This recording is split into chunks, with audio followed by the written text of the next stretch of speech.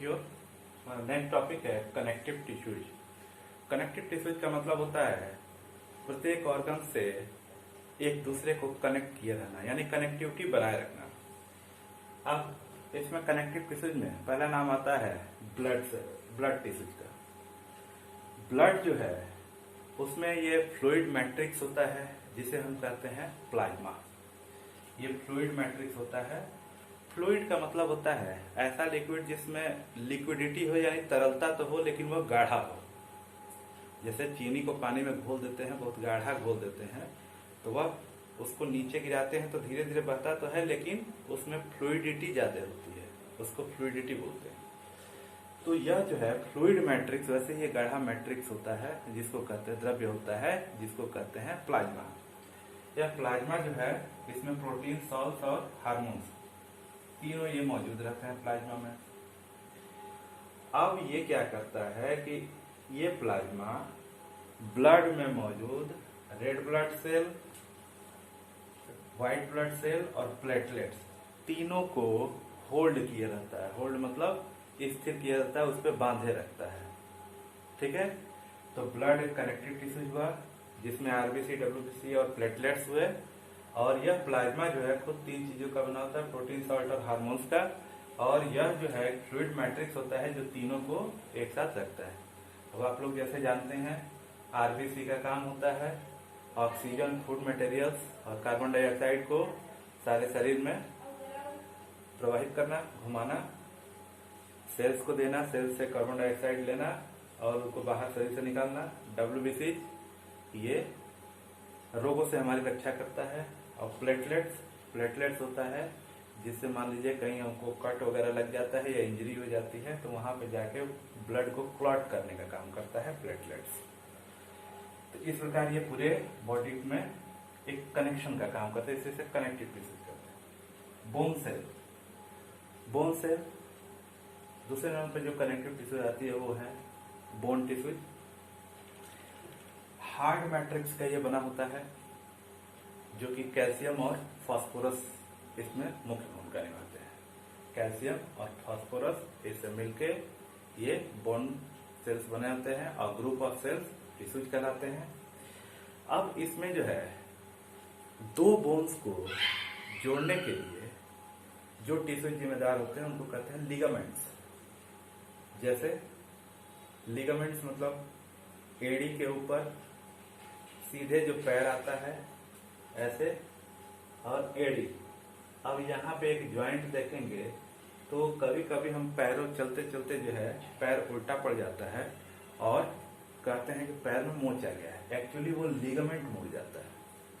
तो ये ligament hard होता है, ये दो बोन्स को आपस में जुड़ा रहता है। उसके बाद होता है टेंडन्स, यानी कि हमारे मसल्स से और हड्डियों को जोड़ना ताकि मूवमेंट लगातार हमारे पैर का, हाथ का और शरीर का बना रहे। तो ये टेंडन जो होते हैं धागे जैसे होते हैं लेकिन इसमें इलास्टिसिटी ज्यादा होती है। ये टेंडन इसमें इलास्टिसिटी ज्यादा होती है। जैसे जब मसल्स को हड्डियों से हटाया जाएगा, मान लीजिए, या फिर जितने लोग मीट वगैरह खाते होंगे तो वहां पे वो लोग देखते होंगे कि मसल्स को जब हड्डियों से हटाते हैं, जैसे लेग पीस वगैरह लेते हैं तो हड्डियों से हटाते हैं तो वहां धागे जैसी संरचना जो हड्डियों से चिपकी रहती है वो टेंडन होता है। यह बहुत ही इलास्टिक होता है, ऐसा नहीं कि तुरंत हटाया तुरंत टूट गया, उसको खिंचाव होता है उसमें।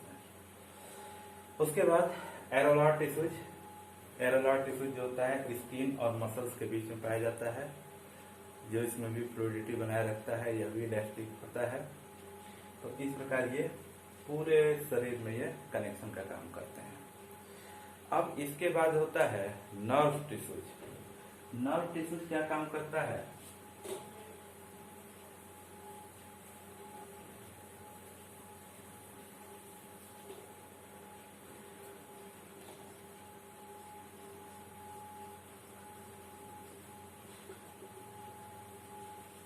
नर्व टिश्यूज यह जो है किस प्रकार का होता है?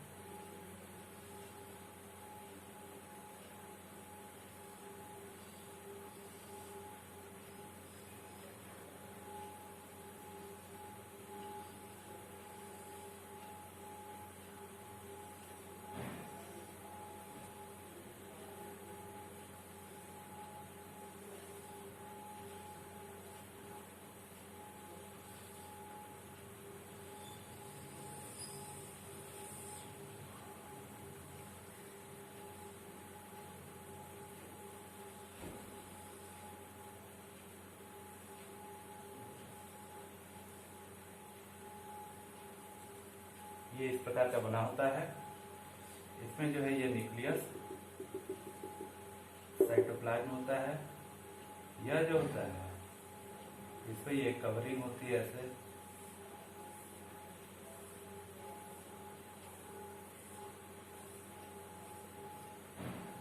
यह कवरिंग। यह जो होता है डेंड्रॉइड्स इसको कहते हैं। यह न्यूक्लियस।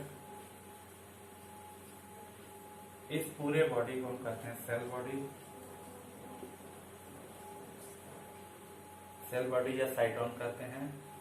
यह जो होता है एक्सॉन और ये एंड ऑफ,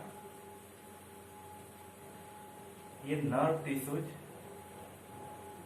या शरीर में लंबी टिश्यूज में से, लंबी सेल्स में से एक होता है और ग्रुप ऑफ सेल्स टिश्यूज हो जाते हैं।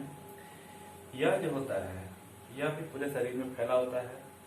क्योंकि हमारे शरीर में जो कुछ भी सेंसेशन होता है, जैसे मान लीजिए कि अभी एक चींटी हमारे हाथों पे चली तो तुरंत हमारा आंख उसे देखने को कहता है कहाँ पे ये चल रहा है। ये ऐसा क्यों होता है?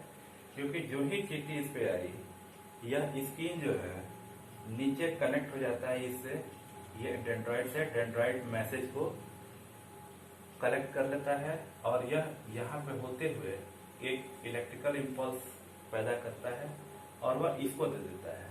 यह एक्सॉन कहलाता है। यह एक्सॉन जो है कैरी करता है उसे केमिकल फॉर्म में और दूसरे नर्व टिश्यूज को दे देता है। इस प्रकार से वो जाके हमारे स्पाइनल कॉर्ड में जाता है, जहाँ से नस जुड़ी होती है ब्रेन में, और ब्रेन में जाके वो मैसेज देता है कि चींटी चल रही है। वहां से रिप्लाई आता है कि उसे हटा देना चाहिए या फिर उसको हटा देना चाहिए, तो हम वही काम करते हैं। तो इस प्रकार कनेक्टिव टिश्यूज में ये नर्व टिश्यूज हुआ, इसको हम न्यूरॉन्स कहते हैं। तो हमारा ये टिश्यू चैप्टर खत्म हुआ। उम्मीद है आप लोगों को बहुत अच्छे से समझ में आएगा।